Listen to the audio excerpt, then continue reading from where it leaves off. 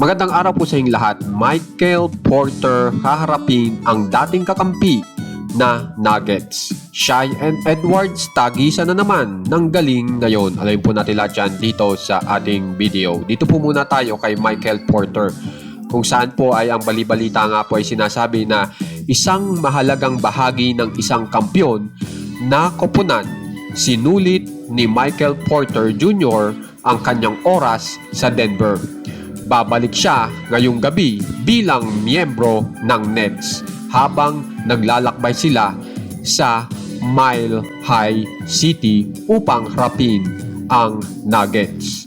Kung mapapansin nyo po ay talagang ang madlang people po ay nangihinayang para kay Michael Porter dahil isa nga po si Michael Porter sa naging haligi para maging kampiyon ang Denver Nuggets. So ipakita ko po sa inyo kung gaano kagaling si Michael Porter noong nasa Denver Nuggets pa.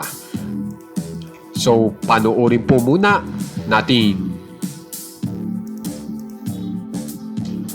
So dito makikita nyo kung gaano talaga kagaling, ka-versatile si Michael Porter na player ng Denver Nuggets. Kung mapapansin nyo, talagang halatang halata na mapisikal po si Michael Porter. Tapos yan, napakagaling pang pumasok sa loob tapos nakakapag-dunk pa. So makikita nyo talagang may pwersa po si Michael Porter kapag naglalaro. At hindi lang po yan, tingnan nyo naman kung gaano kagaling yan yang ginawa ni Michael Porter. Talagang napaka mauwido niyang player. At mapapansin nyo, marunong din po umaliyup si Michael Porter, na sinasabi nga ni LeBron James na isa talaga yan sa kinatatakutan ng Lakers dati dahil nga po sa napakagaling din po niyan mag-score sa 3 points. Pero kapansin-pansin nga po ngayon, kung mapapansin nyo sa loob, kung gaano kalakas si Michael Porter. At ngayon po harapin ni Michael Porter ang Nuggets. So titingnan po natin kung anong mangyayari sa labanang iyan.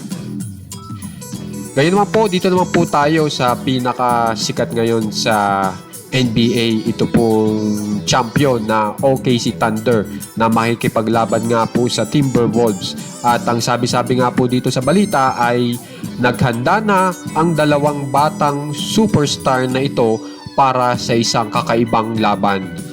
Magbabakbakan na sina Shai at ito pong Timberwolves ngayong gabi sa rematch ng Western Conference Final noong nakaraang taon. So bakbakan na naman po itong dalawa ngayon. At ang maganda nga pong balita, ang ganda po ng mga nagiging score po nitong dalawa. Si Shai po ay nakaka 32.0 points per game.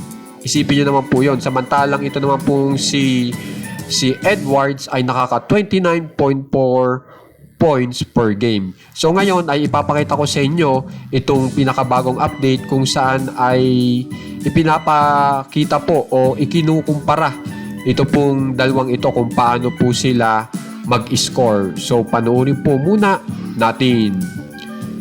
So yan po si Shai. Kung mapapansin nyo, tumitigil sa ere, di ba? Kaya talagang ang mga tao talagang napapasaya niya. At ito, si Edwards, yan ang isa sa mga hilig niyang tira, yung mga ganyan sa 3 points na parang matutumba. Tapos yan, balik na naman tayo kay Shai. Talagang napaka-talented nga po nitong dalawa na ito. At talagang napakaganda nga pong mapanood itong dalawang ito sa kanilang labanan ngayon.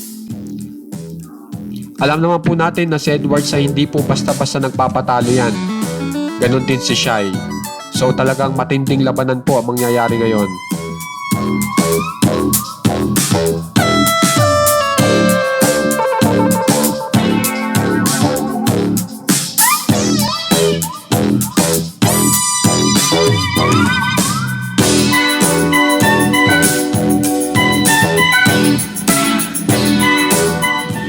naman po kung gusto niyo pong ma-update sa mga nangyayari po sa NBA Superstar players ngayon, subscribe na po kayo sa ating channel na Macho Wayne Wayne. Maraming salamat po.